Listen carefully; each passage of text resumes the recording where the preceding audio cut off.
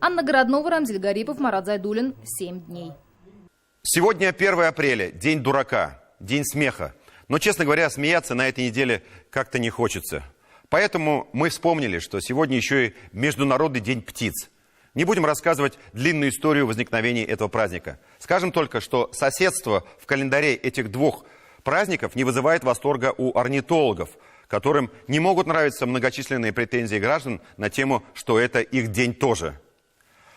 Орнитология – это серьезная наука. Со времен Аристотеля, который считал, что ласточки на период зимнего времени падают на дно морское, зимуют там, а затем всплывают весной, эта наука шагнула далеко вперед. Казалось бы, мы все знаем о птицах, но скажите это орнитологу. Возьмем национальный парк Нижний Кама в Татарстане, и лишь один вид птиц – орлана белохвоста. На весь парк, а это 26,5 тысяч гектаров, 10 пар орлана белохвоста. Этот вид занесен в Красную книгу. И вот представьте, 10 пар, 10 гнезд. Ежегодно лишь в половине из них происходит удачное воспроизводство потомства. Что мешает птицам из года в год? Возможно, соседство с таким крупным городом, как Набережные Челны. Возможно и то, что это развитый промышленный регион. За год этого не выяснишь. Но привлечь внимание, так сказать, широкой общественности ученые могут самыми современными методами. И вот впервые в стране над одним из гнезд орлана белохвоста в национальном парке была размещена видеокамера. Вот она. Причем это не просто камера, это веб-камера. Вот уже месяц трансляция того, что происходит в этом гнезде, идет на весь мир. А в гнезде, между тем, мало что происходит. Увы. Прошли все сроки, но мы с вами видим, что яиц в гнезде так и не появилось. Хотя самка полностью подготовила его к этому. Выражаясь нашим языком, готова и кроватка, и пеленки, и теплые вещи. Сотрудники нацпарка, а с ними и многочисленные любители природы, ежедневно и ежечасно следят за развитием этой истории с открытым финалом. Впрочем, наш корреспондент Михаил Любимов, побывавший на этой неделе в национальном парке, убедился, каким бы ни был финал, ученые получат ценнейшие сведения. Ну а мы с вами в любом случае ни с чем не сравнимые эмоции. Я начал с удовольствием следить за жизнью птиц и в своей простоте удивлялся, как это каждый джентльмен не делается орнитологом. Чарльз Дарвин.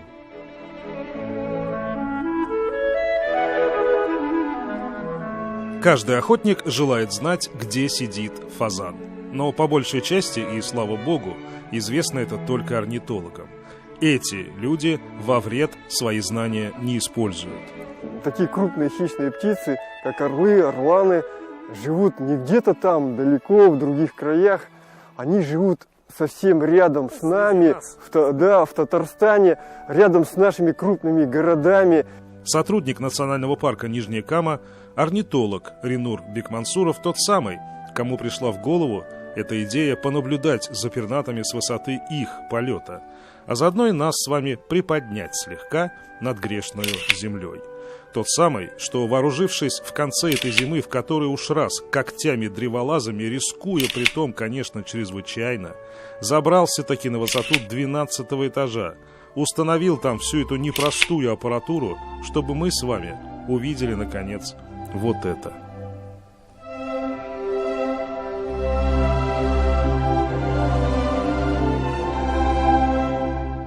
Мы, наверное, должны немного разочаровать наших зрителей. Дело в том, что мы не будем сегодня забираться на 35-метровую сосну. Мы не будем хлопать по плечу наших главных героев, желать им удачи. Мы не будем фотографироваться в обнимку с ними. И не просто потому, что делать это глупо, делать этого нельзя, по той простой причине, что нельзя сейчас беспокоить орланов, а еще и потому, что да мы просто не знаем, где находится эта сосна, где находится то самое гнездо. Нам не раскрывают этот большой секрет. И совершенно правильно делают. Потому что, мало ли, вдруг найдется какой-нибудь не очень большой любитель природы, который решит понаблюдать за экспериментом, с более интимного, скажем так, расстояния. По сути, нам совершенно не важно, где находится это гнездо. Где эта сосна? Да хоть вот эта. Любая из них. На самом деле, главное не это. Здесь, с земли, мы не сможем и так ничего разглядеть. Главное у нас есть уникальные вещдоки.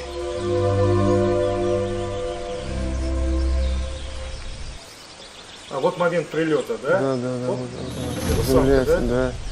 Это надо долго так вот смотреть, чтобы увидеть вот какое-то движение, тем более момент прилета. Так Да, ну, конечно, когда птица отложит яйца и начнет насиживать, она будет находиться там непрерывно. Для того, чтобы мы с вами могли, не отрываясь, следить за этой птичьей Санта-Барбарой, постараться пришлось не только нашему знакомому орнитологу. Гнезд в национальном парке всего-то 10, выбор небольшой.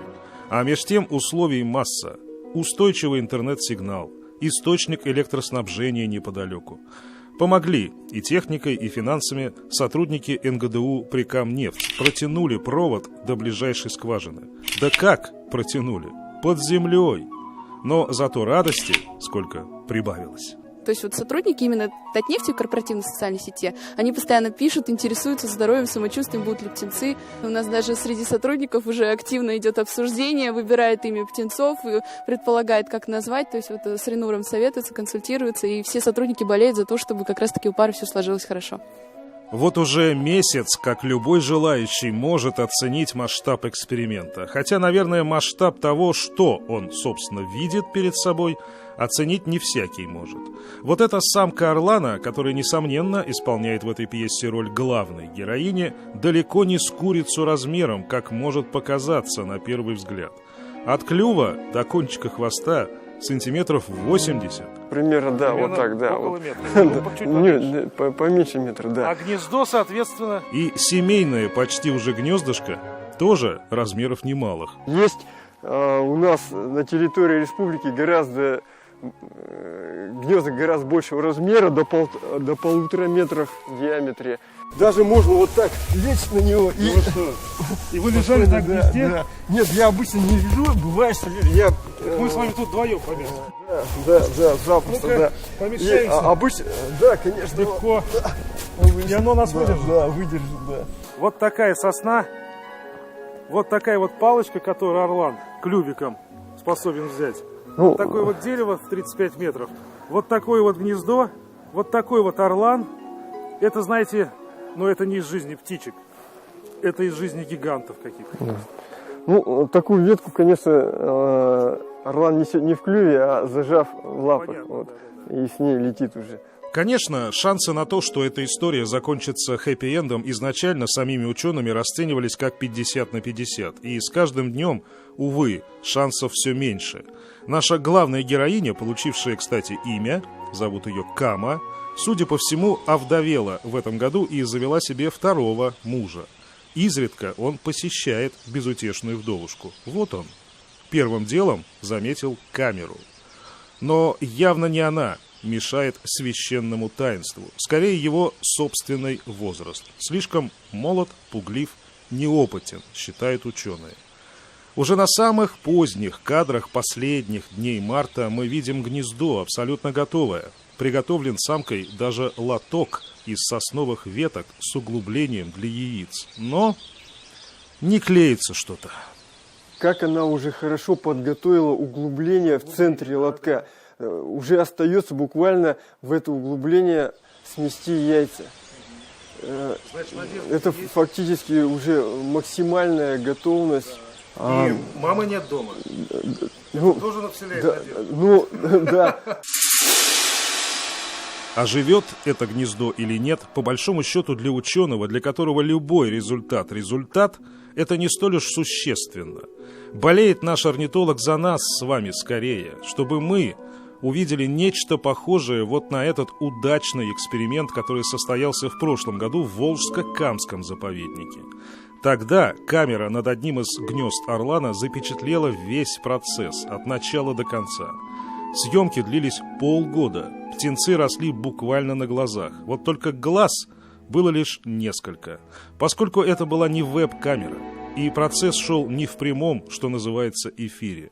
Но оба эксперимента связывает одно. Одними тусклыми лекциями сложно получить дополнительных союзников. А дело охраны природы, понятно, что это не буду оригинальное, всенародное дело. идет воспитательный процесс, люди начинают по-другому понимать птиц, их жизнь и по-другому относиться уже к объектам живой природы. Всякая жизнь имеет ценность. Все мы, живущие, связаны воедино духовным родством. Человек на то и человек, что не должен жить лишь для себя одного. Михаил Любимов, Хамид Шамсеев и Роман Безменов. 7 дней. На этом